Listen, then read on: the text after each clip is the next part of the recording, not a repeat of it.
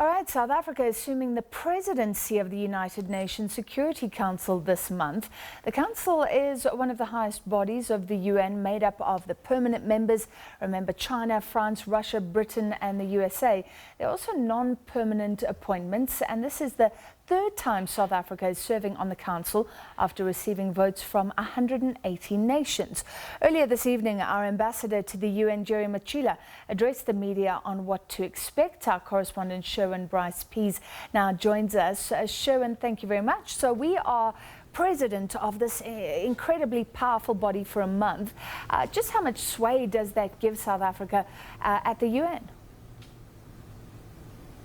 Well, unlike the General Assembly, the Security Council, we say it's the most powerful organ at the organization because it can essentially, Francis, create and establish international law. Resolutions passed by the Security Council are binding on all 193 member states, so whether it's the implementation of sanctions in the DPRK or whether it's providing assistance to peacekeepers in different regions of the world, the Council can mandate the adherence to its resolutions through various instruments that the UN Charter gives it, including the imposition of sanctions and the use of military force, which is something we haven't seen in a while. So very powerful in that sense. The difficulty that South Africa has here is that it becomes not a president per se, but a caretaker of the 15 egos in the room, if you will. So it's really about facilitating, balancing the various interests in the Security Council and trying to reach consensus. Because at the end of the day, this is a multilateral fora, and consensus is how the institution operates, including the Security Council. I'll give you one example.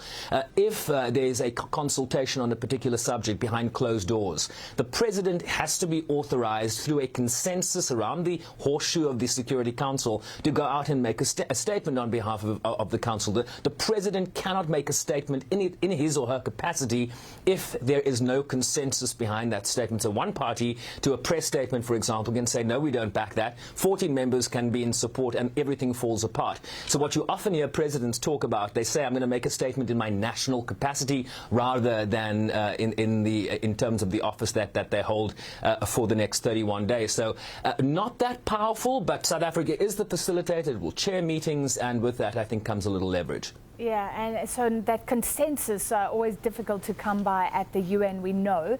But South Africa has always been keen to put African issues on the agenda. Is there some sort of opportunity here for that? Very much so. South Africa has the opportunity as president to basically create an agenda item for 3 open debates that they have monthly in the Security Council. So the country that holds the presidency can determine what the subject matter are going to be for those opening debates. And of course, we were in that press briefing earlier. Of course, the theme, Francis, for South Africa's tenure on the council is continuing the legacy of Nelson Mandela, working for a just and peaceful world. And so I'll just mention the 3 debates that South Africa has put on this agenda for the month. The first one is under the theme Peace and Security in Africa, mobilizing the youth towards silencing the guns by 2020. Now, if we saw anything, if the recent Youth Climate Summit taught us anything about the role that this multilateral institution sees for the youth moving forward, I think there's been an acknowledgement by South Africa and certainly by their counterparts from Africa on the continent that it is the youth that is going to play a fundamental role in terms of shaping African countries' agenda towards silencing the guns in Africa. This, of course, part of the Agenda 2063 of the African Union. Of course, another topic is going to be the centrality of preventative diplomacy, conflict prevention and resolution.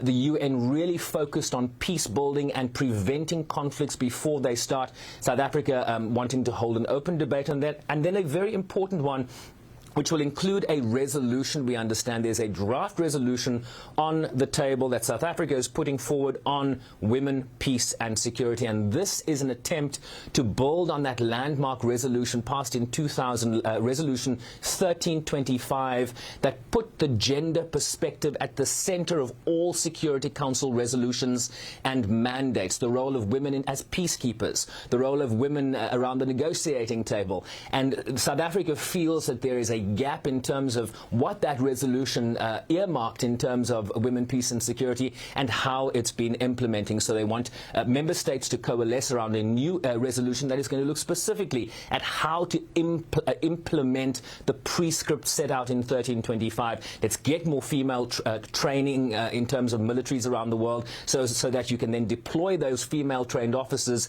into peacekeeping missions. Thereby, the thinking goes reducing claims of or allegations of sexual abuse and exploitation that the UN is trying to stamp out. And so there is a broad-based initiative here by the South Africans to place the women, peace and security agenda back in the center of peacekeeping missions as we build, of course, to Beijing Plus 25, which will be celebrated next year. And I'm referring to that Landmark Women Conference in Beijing 25 years ago.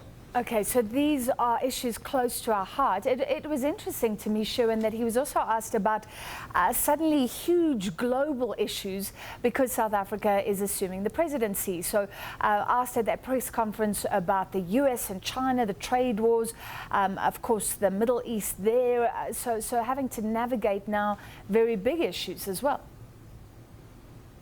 Very much so. I mean, you certainly need a good communications team around you when you are the president of the council, because you get thrown questions that perhaps might not necessarily be on the agenda of the UN Security Council, like the tariff issue between the United States and China. But of course, there are other geopolitical implications of that very well could come here. He was also asked, as you well refer to questions around peace in the Middle East. Of course, the Palestinian question, which is very close to South Africa's agenda. Here, let's listen to what Jerry Matjila had to say specifically on what future role the Security Council could play in bringing those two long-standing protagonists closer together. We said to the Council, once you adopt the resolution, like in many other situations, let's follow through and implement. But we know the difficulty in the Council. So the South African view on the Palestinian question has not changed. At the same time, we've been appealing to the unity of Palestinians, that Fatah and Hamas have to unite, must close the ranks, and the neighboring countries have to unite and close the ranks. We still believe it is possible to have a two-state solution, because all of us, we also need a secured Israel, feeling safe and secured within their borders, as we discussed in 1948. Remember, 48, we decided to create two states. 47. Thank you very much. We decided to create two states. One state has been there for the last 72 years. Another state has not been born.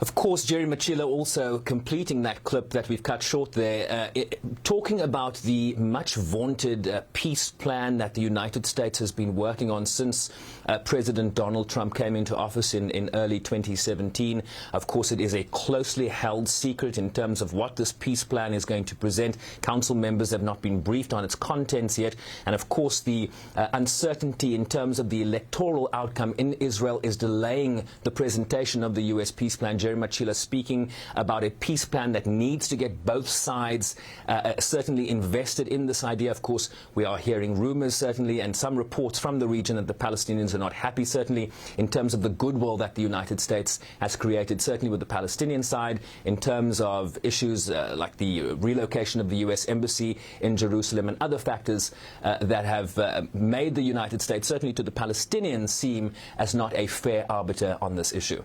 All right, thank you as always. Live from New York, from the United Nations, our correspondent Sherwin Bryce-Pease.